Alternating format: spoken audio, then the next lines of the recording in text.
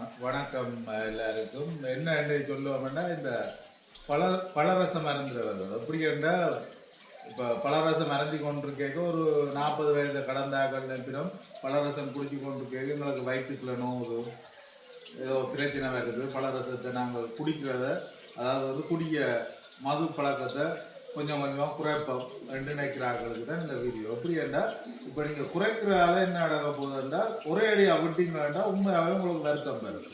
இது எனக்கு தெரிஞ்ச இந்த நண்பர் வட்டாரத்தில் 2-3 பேருக்கு நடந்தது. இப்போ ஒரே அடியாக விடக்கூடாது. இப்போ நீங்கள் கிழமையில் ஒரு 4 நாள் குடிக்கிறீங்களா, அதை நீங்கள் ஒரு 3 நாளாக மாற்றணும். அதை எப்படி என்றால், ஒரு மாதத்துக்கு அதை 3 நாளாக கொண்டு போகணும். அதுலேயே நீங்கள் இப்போ நல்ல 4 கிளாஸ் அடிக்கிறீங்களா, மது 4 கிளாஸ் அடிக்கிறீங்கன்னா அதை நீங்கள் 3 கிளாஸாக கொண்டு வரணும்.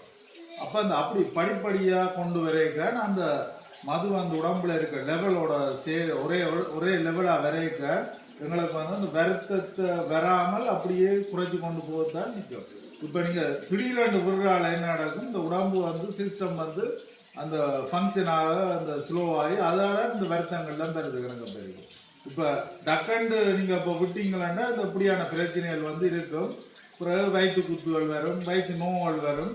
அப்போ அதை தவிர்க்கிறதுக்காண்டி இந்த மது பழரசத்தை நீங்கள் மெதுவாக தான் குறைச்சி கொண்டு போகணும். இப்போ கிழமையில் அந்த 3 நாள் ஆக்கி, திரும்ப 2 நாள் ஆக்கி, திரும்ப 1 நாள் ஆக்கி, அப்போ அந்த 2 நாளில் கொஞ்சம் கொஞ்சமாக வச்சிருக்கலாம். இது இந்த குடின்றது அந்த பழரசம் குடிக்கிற இந்த ஒரு வெளிநாடை பொறுத்தவரை ஒரு சோசலிசமானது. அதை நீங்கள் அந்த அளவாக வச்சிருக்கணும்னா அப்படி படிப்படியாக தான் குறைக்கணும். ஒரேடியாக நீங்கள் விட்டீங்களோ உங்களையும் எல்லாம் மேலே தான் நீங்கள் போக வேண்டியது தரும்.